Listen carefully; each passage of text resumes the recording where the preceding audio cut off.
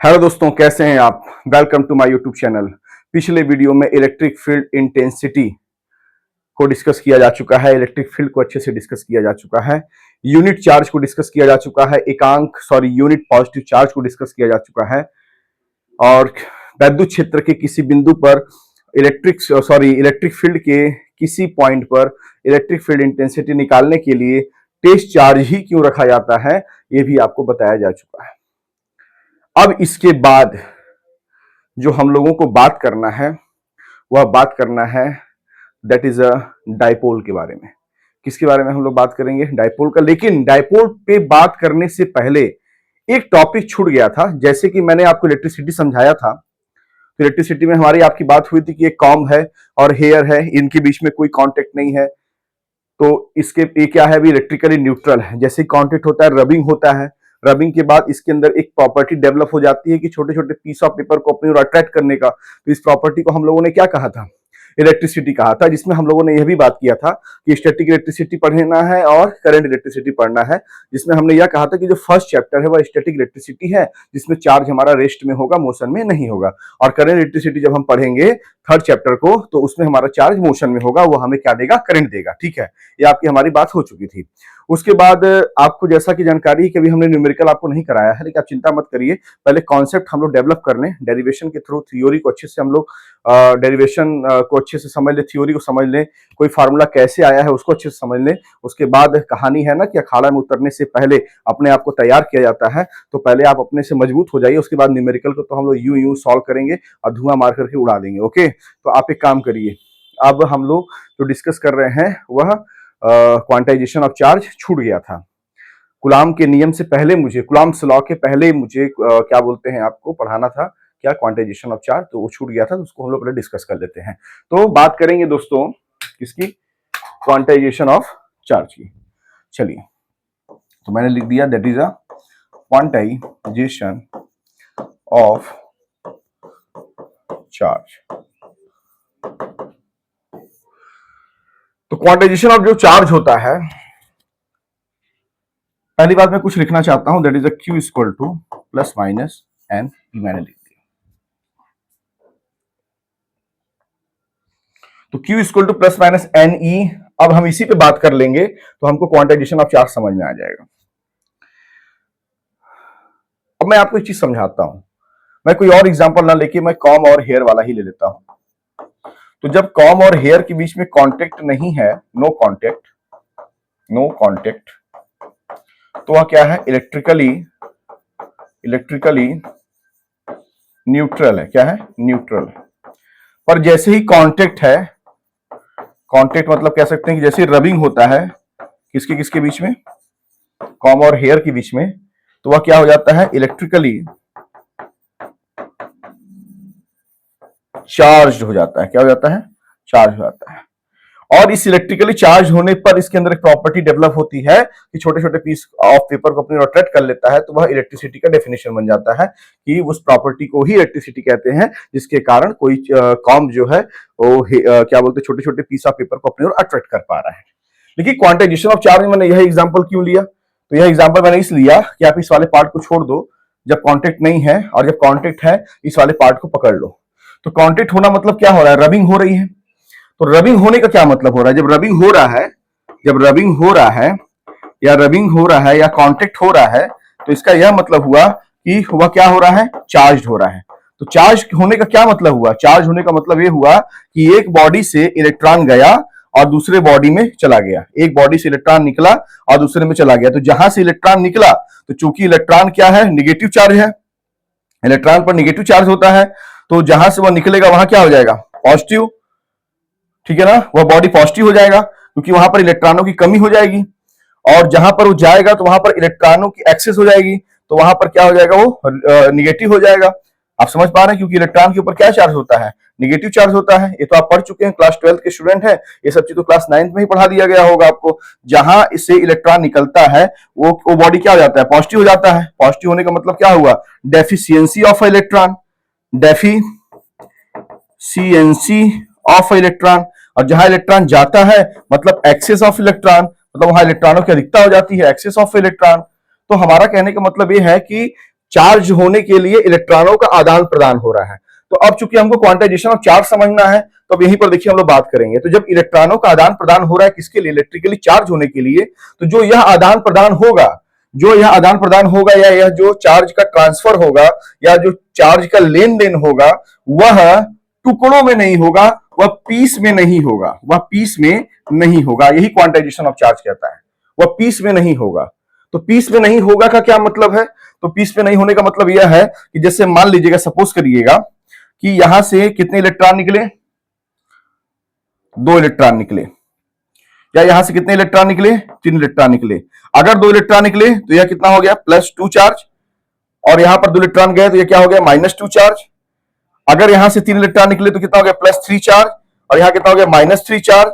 लेकिन इलेक्ट्रॉन जब भी निकलेंगे तो 2 इलेक्ट्रॉन, 3 इलेक्ट्रॉन, 4 इलेक्ट्रॉन ऐसे निकलेंगे, कभी भी ऐसे नहीं निकलेंगे कि 2/3 electron, 0.5 electron, 9/10 electron, 1/5 electron, 0.4 electron, ऐसे नहीं निकलेंगे। ध्यान दीजिएगा, ऐसे नहीं निकलेंगे। जब भी निकलेंगे कंप्लीट फॉर्म में निकलेंगे, 1 2 3 4 5 6, ऐसे नहीं निकलेंगे कि 0.4 0.5 0.3 0.1 या 1/10 2/5 3/9, ऐसे नहीं निकलेंगे। फ्रैक्शन फॉर्म में नहीं निकलेंगे, टुकड़ों में नहीं निकलेंगे। जब भी निकलेंगे कंप्लीट फॉर्म में निकलेंगे, पूरे वर्चस्व के साथ निकलेंगे, पूरे मतलब एक कहते हैं ना कि पूरे इंटीग्रल फॉर्म में निकलेंगे। किस फॉर्म में निकलेंगे, इंटीग्रल फॉर्म में निकलेंगे। तो यही क्वांटाइजेशन ऑफ चार्ज है। ठीक है, तो वहां पर हम क्या लिखते हैं, यहां पर हम लिखते हैं Q ± NE, जहां पर Q क्या है, Q यहां पर चार्ज है। Q क्या है दोस्तों, जो Q है वो क्या है भैया, चार्ज है। N क्या है, तो N को हम कहते हैं इंटीजर। N को हमने क्या कहा, N को हमने कहा इंटीजर। ठीक है, और Q = आप अगर N लिख दिए और N अगर आप इंटीजर लिख दिए तो इसका मतलब ये हो गया, इंटीजर में क्या होता है, 0 भी होता है, और पॉजिटिव इंटीजर भी होता है, और निगेटिव इंटीजर भी होता है। इसका मतलब जो N होगा वह प्लस भी हो सकता है, माइनस भी हो सकता है, और 0 भी हो सकता है। लेकिन जब भी होगा तो वह क्या होगा, इंटीग्रल फॉर्म में होगा। किस फॉर्म में होगा, इंटीग्रल फॉर्म में। इंटीग्रल फॉर्म मतलब टुकड़ों में नहीं होगा, मतलब पीस में नहीं होगा। जब भी होगा n की जगह 1e, n की जगह 2 तो e यहां पर है तो 2e, n की जगह 3, कभी आप नहीं सुनेंगे कि n की जगह 2/3, n की जगह 0.4। टुकड़ों की बात नहीं होगी, फ्रैक्शन की बात नहीं होगी, पीस की बात नहीं होगी, डेसिमल की बात नहीं होगी। जब भी होगी कंप्लीट फॉर्म की बात होगी। Q = NE, this is the quantization of the charge. तो इसको लिख लीजिए, अपने मन में बसा लीजिए। और अगर इसका डेफिनेशन लिखना होगा तो आप ये कह सकते हैं कि the charge transfer from one body to another body that will be the integral multiple of charge on electron. देखो Q = NE लिखा है ना, आप डेफिनेशन बनाओ, the charge transferred from one body to another body that will be the N मतलब integral, into मतलब multiple of, E मतलब charge on electron, Q = NE, जहां E जो होता है वो कितना होता है, 1.6 × 10⁻19 कूलम। एक कॉमन सेंस की बात है।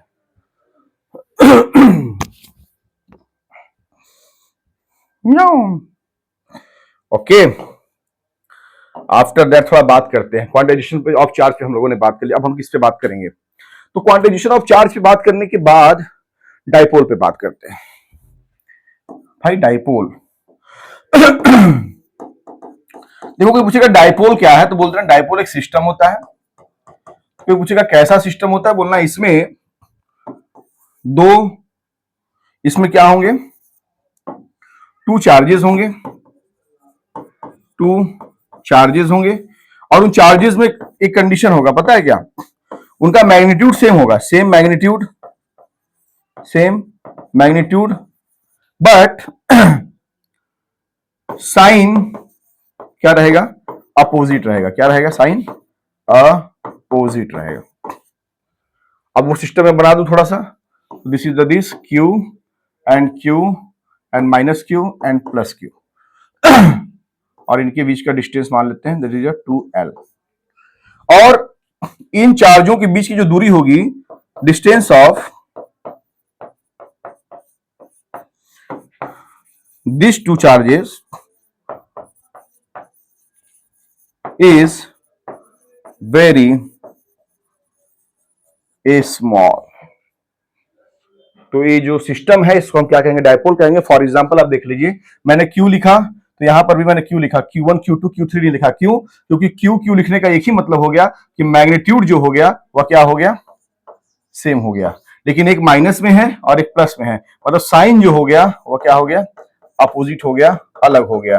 और 2L का मतलब हो गया कि इनके बीच का जो डिस्टेंस है, ये जो D है 2L, या क्या है? वेरी स्मॉल है। तो जो एक सिस्टम बना हमारा, इस सिस्टम को हम दैट इज अ डाइपोल कहेंगे।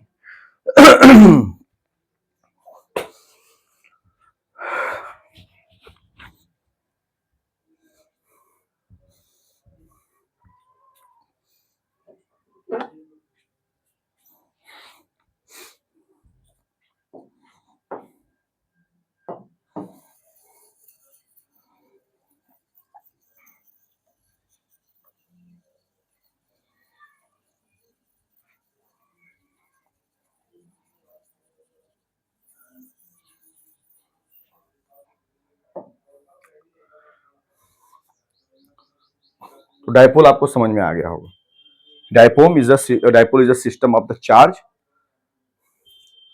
the magnitude of the charge will be same and the sign of the charge will be opposite and the charges are apart from one another, that is a very small distance। ठीक है ना? तो आपको ये समझ में आ गया होगा। अब उसके बाद थोड़ा हम बात करेंगे। अब आप मतलब ऐसा मत समझ लगिएगा सर एक्सप्लेन कर रहे हैं तो एकदम ग्रामेटिकल इज एम आर, ऐसा नहीं ना। हम अगर आपको एक्सप्लेन कर रहे हैं, आपको बातें समझ में आ गई, दैट इज एनफ। ठीक है ना? यहाँ पर हम लोग ग्रामर कहीं कुछ अगर is am are had has have been अगर कुछ छूट उठ जाता है तो उसमें आप घबराइएगा मत, मैंने कह दिया, आप समझ गए, बात हो गया। ठीक है? तो चलिए थोड़ा सा और बात करते हैं। डेफिनेशन आपको बुक में मिल जाएंगे एग्जैक्टली। मेरा काम है चीजों को आपको अच्छे से समझाना, वही मैं कर रहा हूं। ठीक है? रटने वाला काम नहीं, कॉन्सेप्ट डीपनेस के साथ चीजों को आप समझ जाइएगा। लेकिन कभी कभी कुछ बच्चे होते हैं कि जो पॉजिटिव पॉइंट ना देख करके कहीं ना कहीं छोटा मोटा निगेटिव पॉइंट देख लेते हैं कि सर आप जब बोल रहे थे तो उसमें इज छूट गया था, हैज छूट गया था। ऐसा नहीं। इंग्लिश कन्वर्सेशन का ये मतलब है कि जब हम आपसे कुछ कहें, आपको समझ में आ गया, क्योंकि आप इंग्लिश मीडियम के हैं, बात हो गई। और अगर आपको एक्यूरेसी के साथ हम डेफिनेशन इज इट्स ऐसा तो बुक में आपको मिल जाएगा। लेकिन मेरे समझाने के बाद जब आप उस चीज को पढ़ेंगे, देखेंगे, तो आपको लगेगा कि हाँ यार, रटने वाली कोई बात ही नहीं है, हम खुद कर लेंगे। आगे हम बात करते हैं थोड़ा सा किस पे? डाइपोल को एक्चुअल में बोला जाता है इलेक्ट्रिक डाइपोल। यहाँ आप इलेक्ट्रिक डाइपोल, मतलब ऐसा नहीं है कि इलेक्ट्रिक डाइपोल ही बोला जाता है। डाइपोल, यहाँ पर आप इलेक्ट्रिक डाइपोल की बात कर रहे थे, क्योंकि डाइपोल में एक मैग्नेटिक डाइपोल भी होता है। तो इसको मैं थोड़ा अच्छे से कर दूं। डाइपोल मतलब उसके आगे लगा दीजिएगा इलेक्ट्रिक। क्या लगा दीजिएगा? इलेक्ट्रिक। ओके। इलेक्ट्रिक डाइपोल के बाद एक वर्ड आता है that is electric dipole movement आता है। थोड़ा इस पे बात करते हैं। तो ध्यान दीजिएगा, जो इलेक्ट्रिक डाइपोल मूवमेंट आता है, इसको कैसे रिप्रेजेंट करते हैं? तो बोलिएगा पी से रिप्रेजेंट करते हैं। कोई पूछेगा पी कैसी क्वांटिटी है, तो बोलिएगा वेक्टर क्वांटिटी है। तो बोलेगा कि वेक्टर क्वांटिटी कैसे है, तो बोलिएगा इसलिए है क्योंकि जो डाइपोल मूवमेंट का डायरेक्शन होता है, मतलब जो पी का डायरेक्शन होता है, वो किधर होता है? From negative charge to positive charge होता है। जैसे डायपोल मैंने बना लिया, minus Q and the plus Q, और इनके बीच का डिस्टेंस कितना हो गया, दैट इज 2l। तो अगर मैं पूछूं डायपोल मोमेंट का डायरेक्शन बताओ, तो बोलेगा आप p से रिप्रेजेंट करते हैं डायपोल मोमेंट को, और डायरेक्शन जो होगा वो नेगेटिव टू पॉजिटिव होगा। कोई पूछेगा कि डायपोल मोमेंट का डेफिनेशन आप कैसे दोगे, तो बोल दीजिएगा जो डायपोल मोमेंट होता है वो है either charge into distance between the charge. Either charge मतलब जैसे सिस्टम क्या है, minus Q plus Q, either charge मतलब कोई भी रख लो, तो P बराबर क्या हो जाएगा, एदर चार्ज मतलब कोई भी, Q इंटू इनके बीच का स्मॉल डिस्टेंस क्या है, दैट इज 2l। तो Q इंटू 2l को क्या बोलते हैं, P कैसी क्वांटिटी है, वेक्टर क्वांटिटी, डायरेक्शन किधर होती है, नेगेटिव टू पॉजिटिव। ये आपको समझ में आ गया होगा।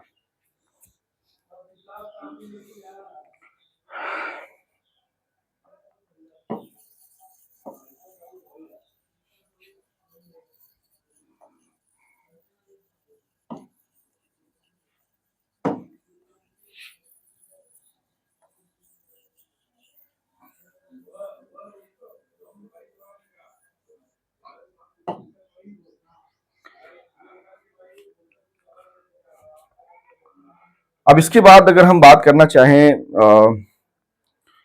तो हमें बात करनी चाहिए किस पे, एक्सियल और इक्वाटोरियल, लेकिन उससे पहले एक बात और करना चाहिए हमें।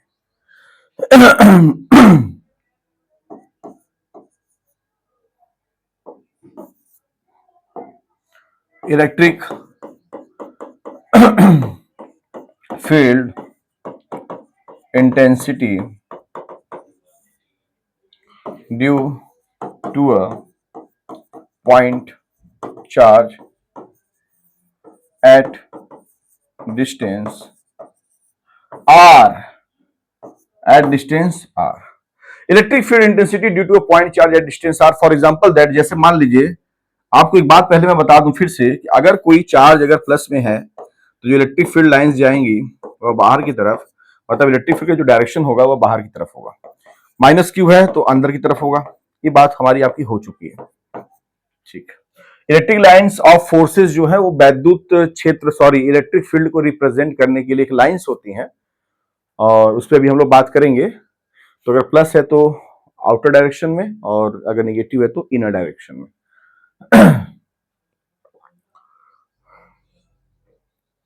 Electric field intensity due to a point charge at distance r, इस पे बात करते हैं। तो ये बात तो कंफर्म हो गया है कि जो इलेक्ट्रिक फील्ड के लिए रिस्पॉन्सिबल कौन होता है, पॉइंट चार्ज। तो हमने ले लिया प्लस क्यू, और प्लस क्यू लेने के बाद यहां से r डिस्टेंस पे, प्लस क्यू इसलिए ले रहे हैं कि कैलकुलेशन आसान हो जाती है, निगेटिव में थोड़ा सा कॉम्प्लिकेशन समझ में आता है। फिर भी अगर आप चाहेंगे तो इस पे एक बार हम लोग बात करेंगे कि प्लस क्यू लेकर के माइनस क्यू लेकर के, मतलब कॉन्सेप्ट के साथ हम लोग को डिस्कस करना है।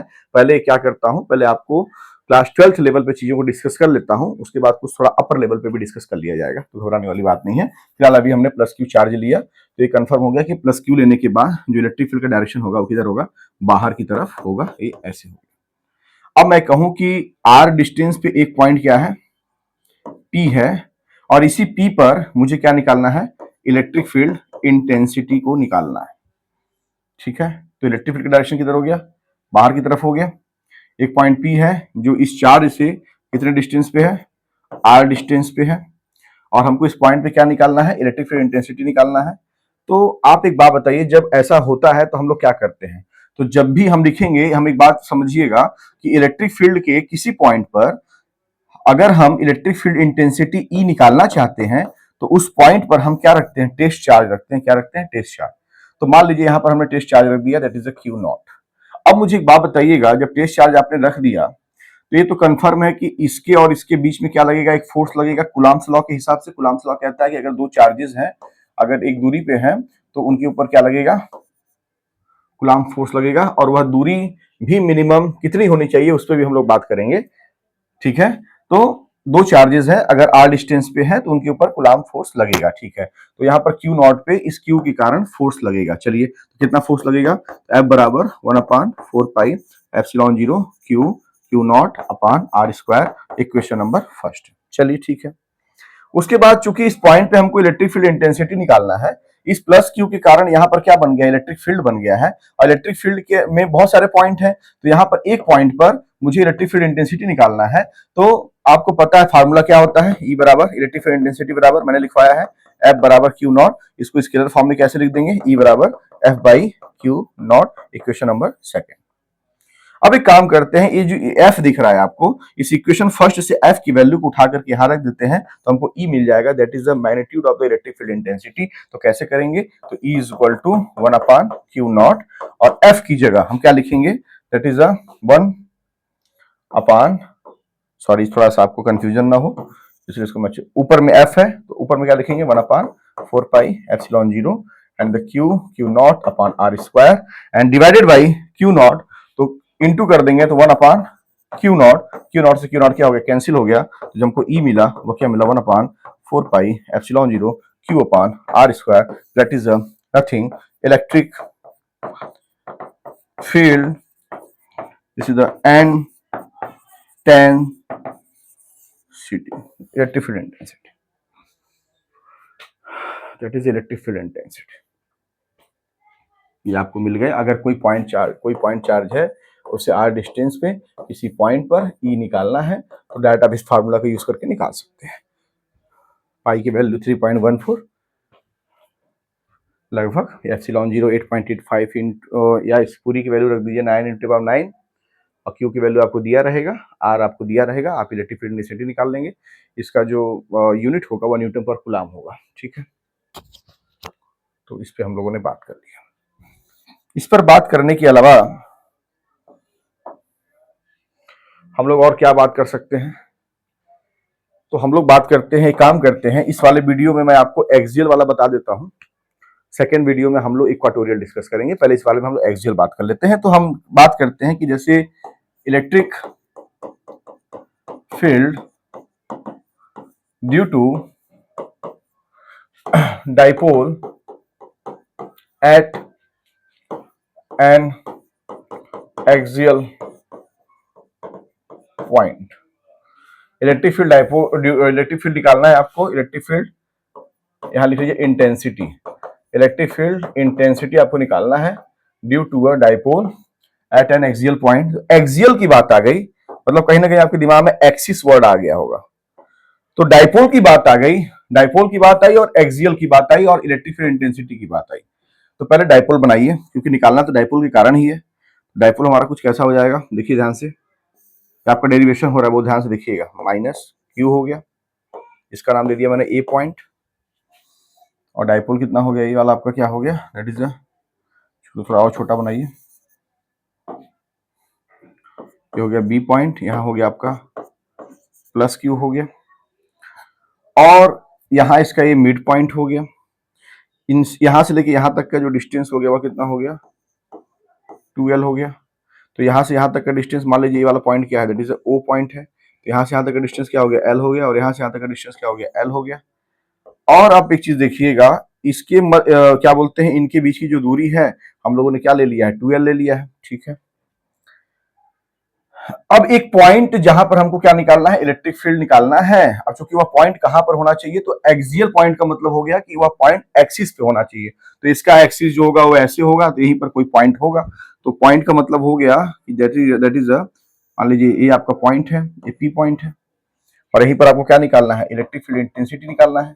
किसके कारण निकालना है, डाइपोल का निकालना है। डाइपोल में क्या है, दो चार्जेस हैं, चार्जेस किसके लिए रिस्पॉन्सिबल होते हैं, इलेक्ट्रिक फील्ड के लिए रिस्पॉन्सिबल होते हैं, और इलेक्ट्रिक फील्ड के किसी पॉइंट पे हमको क्या निकालना है, इलेक्ट्रिक फील्ड इंटेंसिटी निकालना है, ठीक है। और पॉइंट कैसा होना चाहिए, एक्सियल होना चाहिए। एक्सियल मतलब जैसे मान लीजिए डाइपोल है तो इसका एक्सिस क्या होगा, ऐसे होगा, तो इसके एक्सिस के किसी पॉइंट पर, तो एक्सिस के किसी पॉइंट को हम क्या बोल दिया, एक्सियल पॉइंट बोल दिए। आप डायग्राम समझ गए होंगे। मान लेते हैं कि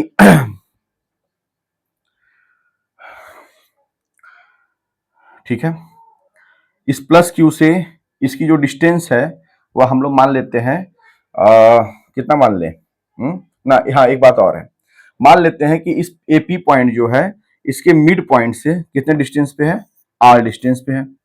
इसके मिड पॉइंट से ओ से पी की जो दूरी है वह कितनी है, आर है। तो मुझे एक बात बताइए, मुझे एक बात थोड़ा सा बताइएगा, यहां से लेके यहां तक एल है और यहां से लेके पूरा यहां तक आर है, तो इस पूरे में से अगर मैं इस वाले भाग को काट दूं तो मुझे ये वाला भाग मिलेगा, तो मतलब R में से अगर मैं L घटा दूं तो मुझे मिल जाएगा BP मिल जाएगा, तो BP मतलब R माइनस L, ये हमारा R माइनस L हो गया, ये भी बात ठीक है। दूसरा मुझे बताइएगा, अगर मैं माइनस क्यू से बात करूं तो माइनस क्यू से मतलब यहां से लेकर के यहां तक क्या है आपका L है, और यहां से लेके यहां तक कितना है R है। तो अगर मैं R प्लस L कर दूं तो माइनस क्यू से लेकर के P तक का मुझे मिल जाएगा, मतलब टोटल ये क्या है, कितना है R प्लस L है, ये भी बात सही है। अब मुझे निकालना क्या है इस P पे इलेक्ट्रिक फील्ड इंटेंसिटी। तो ये बताओ कि जैसे मान लीजिए ये पेन है, मैंने इसको ऐसे किया, आपने ऐसे किया, सबने ऐसे किया, तो टोटल कितना हुआ, टोटल कितना फोर्स लगा इस पे। तो क्या करते हैं, सम कर देते हैं, जोड़ देते हैं या रिजल्टेंट निकालते हैं, यही बात होती है। तो यहाँ पर पहली बात तो ये कंफर्म हो गई कि इलेक्ट्रिक फील्ड इंटेंसिटी P पर जो हम निकालने जा रहे हैं, तो इस पॉइंट P पर इलेक्ट्रिक फील्ड इंटेंसिटी के लिए कौन कौन रिस्पॉन्सिबल है। तो P पॉइंट पर हम लिख लेते हैं एक वर्ड, ये हमने डायग्राम बना दिया, हम लिखेंगे कि P पॉइंट पर ना, हिंदी में ना लिख करके इंग्लिश में लिख दूं, एट P पॉइंट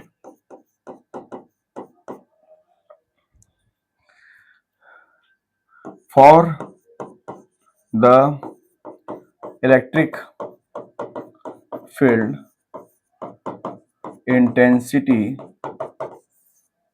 कौन रिस्पॉन्सिबल हो जाएगा, तो प्लस क्यू चार्ज रिस्पॉन्सिबल होगा और माइनस क्यू चार्ज। तो लिखेंगे both plus Q and minus Q charge are responsible. चलिए तो बारी बारी पकड़िए, तो एक बार पकड़ते हैं प्लस क्यू चार्ज। तो मान लेते हैं कि प्लस क्यू चार्ज के कारण P पॉइंट पर इलेक्ट्रिक फील्ड जो इंटेंसिटी है वह कितना है E1, और माइनस क्यू चार्ज के कारण P पॉइंट पर इलेक्ट्रिक फील्ड इंटेंसिटी कितना है E2। तो पहले प्लस क्यू वाले को ले लेते हैं, तो हम लिखेंगे E that is the plus Q, ठीक है ना। E प्लस क्यू हम लोगों ने कितना माना है, E1 माना है ना, तो लिखेंगे E1 मतलब किसके लिए हो गया, प्लस क्यू चार्ज के लिए होगा। कितना आएगा, फार्मूला भी आप पढ़े हैं, कितना 1/4 पाई epsilon 0 Q upon R square that is the E, वही रखिए, कितना हो जाएगा 1/4 पाई एप्सिलॉन 0, चार्ज कितना है Q, तो Q upon R square. R square का मतलब क्या होता है, उस चार्ज से जहां निकालना है उसके बीच का डिस्टेंस। तो चार्ज कहां पर है, B पॉइंट पे है, और निकालना कहां है, P पे है, तो BP के बीच की जो दूरी है वह डिस्टेंस कितना है, R माइनस L है। तो R स्क्वायर की जगह हम लिखेंगे R माइनस L का स्क्वायर, इक्वेशन नंबर फर्स्ट। जब बात आती है E2 की, E2 मतलब माइनस क्यू चार्ज के लिए, तो 1/4 पाई epsilon 0 that is Q upon minus Q कहाँ है, यहाँ पर है, और यहां से लेके P तक का डिस्टेंस कितना है, R प्लस L है। तो यह कितना हो जाएगा आपका R प्लस L का स्क्वायर, इक्वेशन नंबर सेकेंड।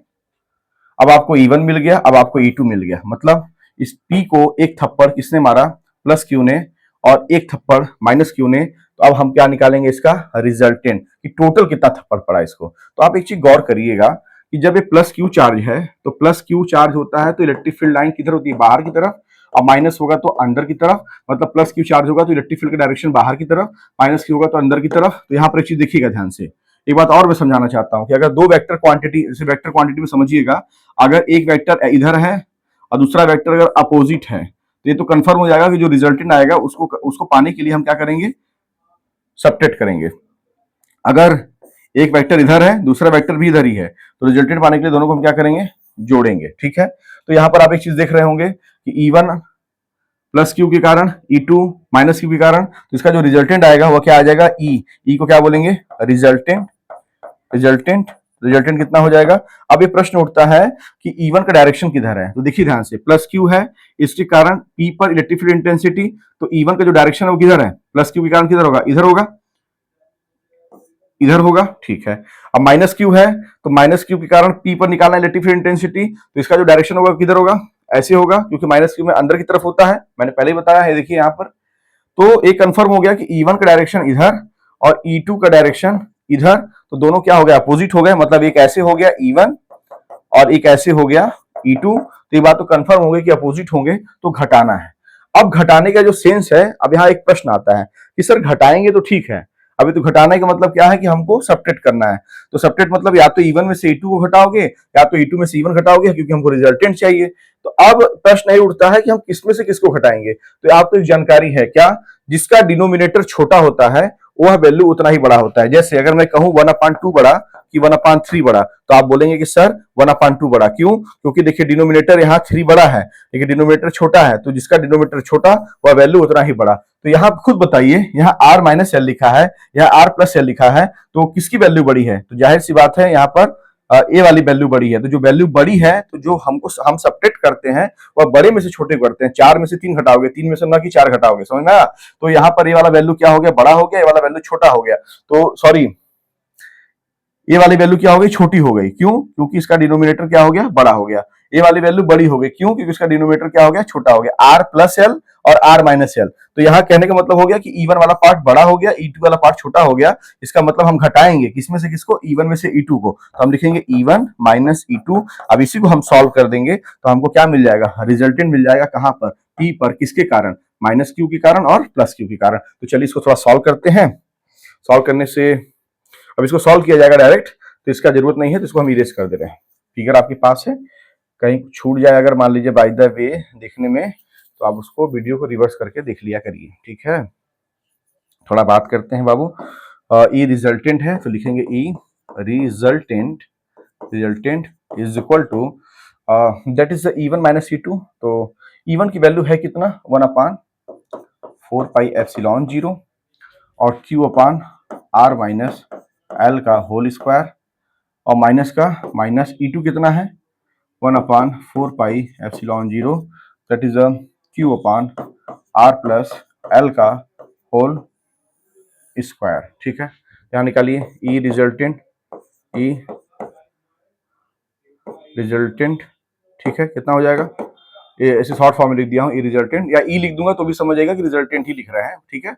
1/4 पाई एप्सिलॉन 0 क्या हो गया? कॉमन हो गया, और क्या कॉमन हो गया? Q कॉमन हो गया, इनटू Q कॉमन हो गया। तो अंदर बचा क्या? 1/R माइनस एल का होल स्क्वायर बचा, and minus 1/R plus L का होल स्क्वायर बचा, ठीक है। आगे करते हैं तो क्या हो जाएगा? Q 1 जा Q अपॉन 4 पाई एप्सिलॉन 0, और इसको थोड़ा सा सॉल्व करिए। तो R minus L square, R plus L square LCM लेंगे तो कितना आएगा? R माइनस एल का होल स्क्वायर, और यहाँ आ जाएगा R प्लस एल का होल स्क्वायर। इससे ये कैंसिल हो जाएगा, तो ऊपर क्या हो जाएगा? R प्लस एल का होल स्क्वायर, और माइनस इससे कैंसिल हो जाएगा तो क्या हो जाएगा? R माइनस एल का होल स्क्वायर। ये ध्यान दीजिएगा सब एल है ना, ई मत समझ लीजिएगा, सब एल है, ठीक है। ये एल है, ठीक है। चलिए इसके बाद थोड़ा सॉल्व करते हैं, इसको इरेज करते हैं थोड़ा सा।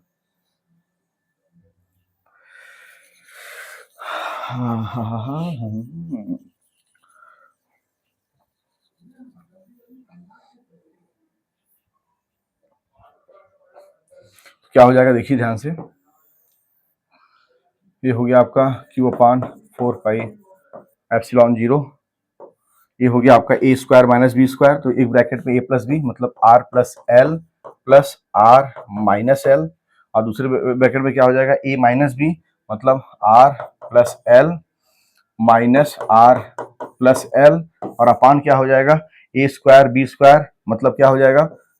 ए बी का स्क्वायर मतलब आर माइनस एल। ये सब तो आप 12th के स्टूडेंट हैं, ये सब कर लेंगे आप। एल का ये आप क्या कर दिए आपने? ठीक है, ये स्क्वायर कर दिया और हमने ऐसे लिख लिया। चलिए क्या हो गया? Q upon 4 pi epsilon 0। देखिए एल से एल कैंसिल, तो आर आर कितना हो गया ऊपर में? 2R इंटू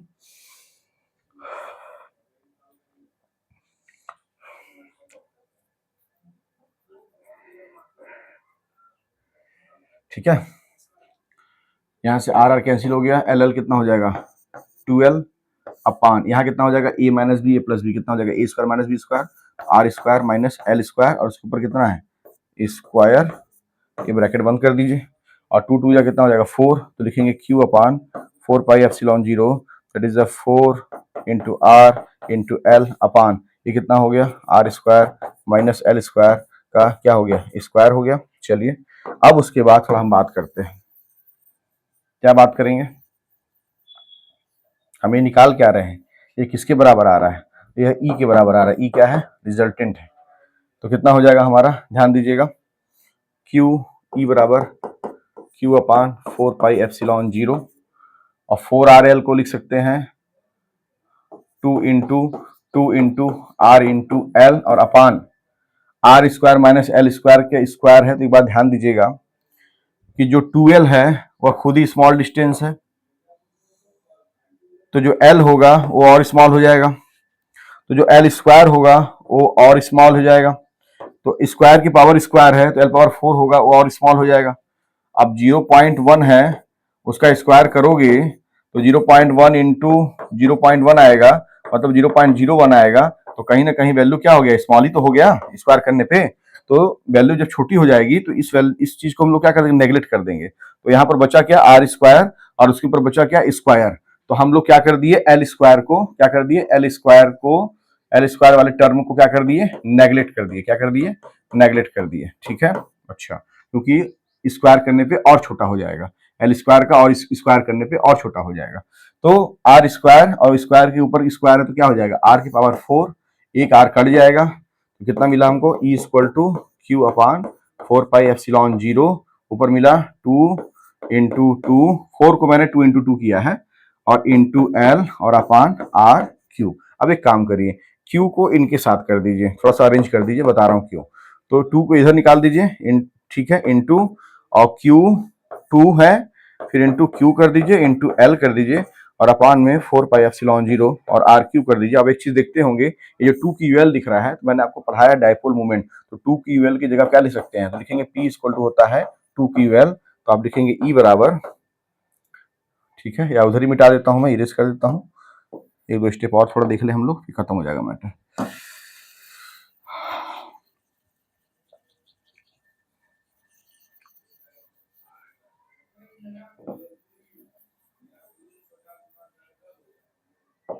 यहाँ क्या हो जाएगा, इज इक्वल टू 2 इंटू, और 2 की यूएल की जगह क्या लिखेंगे, पी, तो पी और upon 4 pi epsilon 0 into R Q. थोड़ा इसको और रीअरेंज कर लिया, अच्छे से लिख दीजिए, इसको वाला करिए वाला पार्ट को, तो 1 अपान 4 पाई एप्सिलॉन 0 और 2p अपान आर क्यू। ये आपने निकाल लिया किसके लिए, एक्सियल के लिए, और ये ई क्या था आपका, रिजल्टेंट था, किसका रिजल्टेंट था, E1 और E2 का, और ई आपने निकाला एक्सियल, ये निकाला, पी क्या है आपका डायपोल मोमेंट है, और आर क्या है आपको जानकारी है, फिगर बनाया था मैंने, और 1/4 पाई एप्सिलॉन 0 की वैल्यू आप जानते ही हैं। तो at axial point electric field due to the dipole आप ऐसे निकालेंगे।